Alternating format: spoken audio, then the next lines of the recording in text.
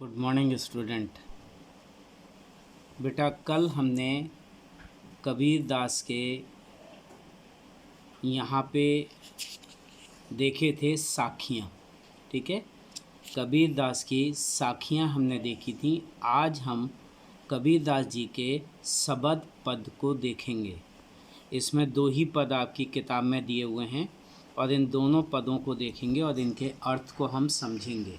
ठीक है, पहला पद है इसमें, मोको कहाँ ढूंढे बंदे, मैं तो तेरे पास में, ना मैं देवल ना मैं मस्जिद, ना काबे कैलाश में, ना तो कोनो क्रिया कर्म में, नहीं योग वैराग में, ज्यों ही खोजी होए तो तुरते मिली हों, पल भर की तलाश में, कहे कबीर सुनो भई साधो, सब श्वासों की श्वास में।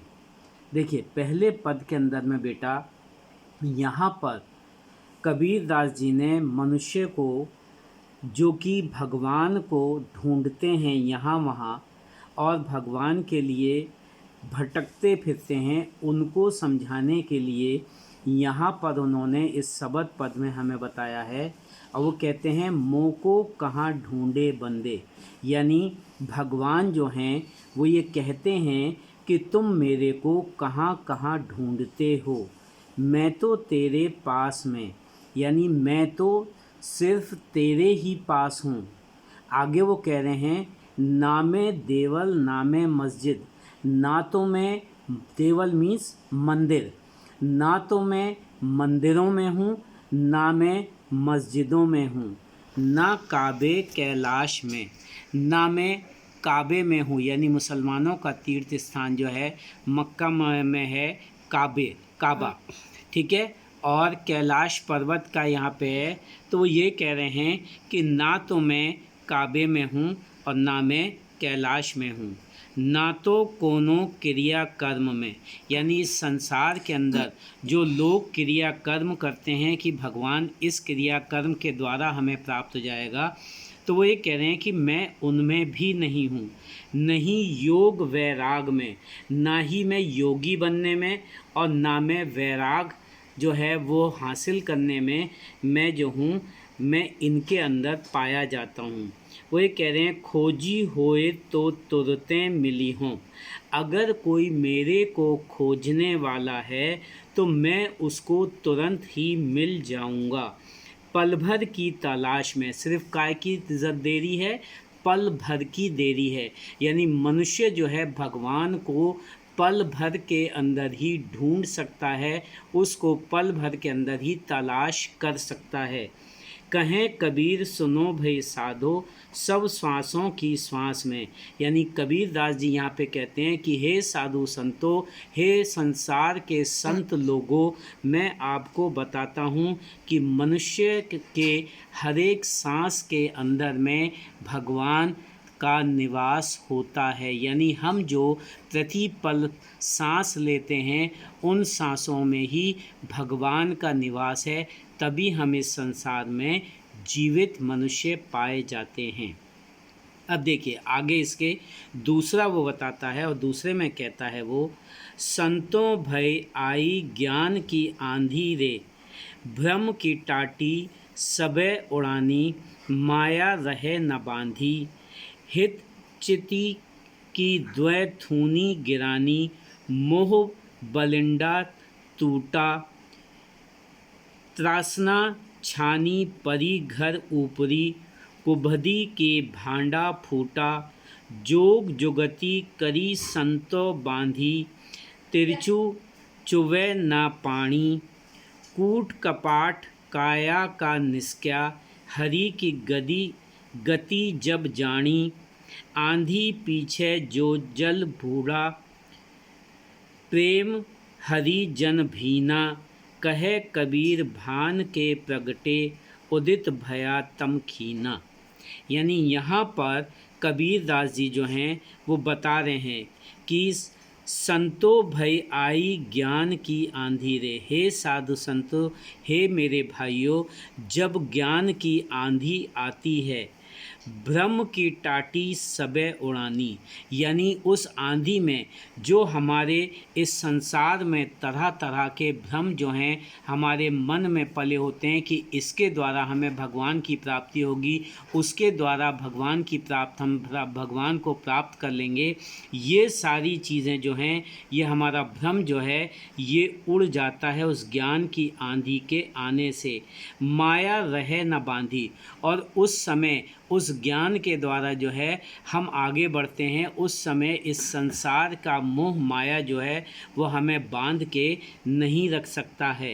हिति चित्त की द्वैथूनी गिरानी, यानी हमारे चित्त में जो झूठे भ्रम झूठी बातें जो हमारे बसी हुई हैं वे सारी उस ज्ञान की आंधी के आने से गिर जाती हैं।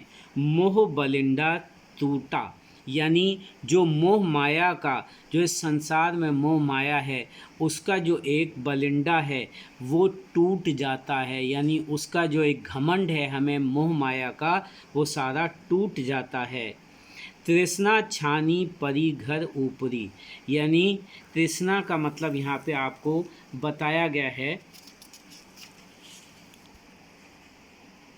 अगर यहाँ पे अगर आप देखें तृष्णा का मतलब तो बताया गया है कि ये जो है हमारे अंदर जो बातें बसी हुई हैं, यानी वो कह रहा है इनको छान करके वो हमारे घर के बाहर फेंक देता है। कुबधी का भांडा फूटा, कुबधी मीन्स हमारी बुद्धि जो है वो कुबुद्धि जो हो गई है, यानी संसार में वो हो गई है, उसका जो भांडा है वो इस ज्ञान की आंधी आने से फूट जाता है। जोग जुगति करी संतो बांधी, यानी संत लोग जो है जोग जुगत करके जो है उसको, यानी उस छप्पर को उस कुबुद्धि के द्वारा जो बंधा हुआ हमारा भांडा है वो जो है उसको फिर से बांधने की कोशिश करती हैं। तो वो ये कह रहा है निर्चु चुवे न पानी, ताकि जो है इस ज्ञान के द्वारा जो पानी की बूंदें हैं, यानी ज्ञान की जो पानी की बूंदें हैं वो दोबारा से ना टपकें।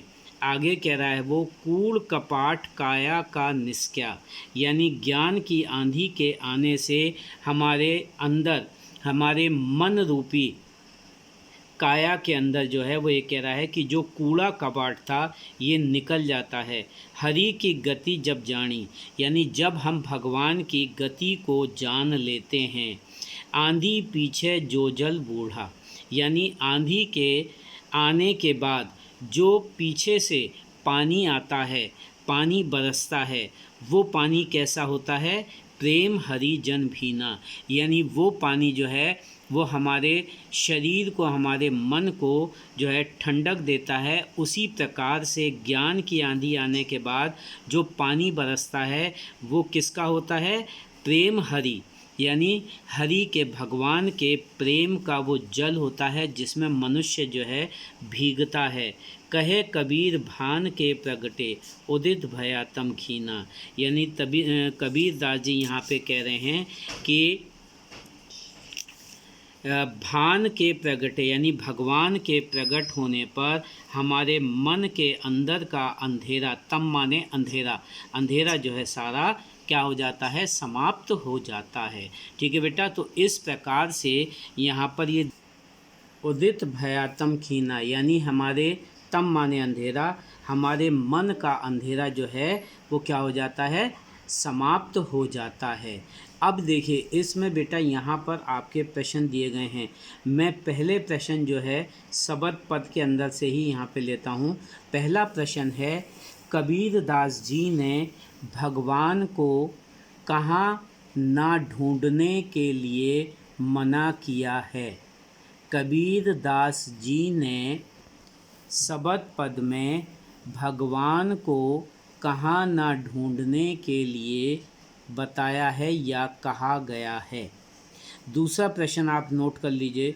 दूसरा प्रश्न यहाँ पे है ज्ञान की आंधी आने से मनुष्य के ऊपर क्या प्रभाव पड़ता है? ज्ञान की आंधी आने से मनुष्य के ऊपर क्या प्रभाव पड़ता है? ये दोनों उत्तर बेटा आपको इन्हीं दोनों पदों में मिलेंगे। इनमें से आपको देख करके और वहाँ पे आपको उत्तर लिखना है। ठीक है, यही आज का होमवर्क है।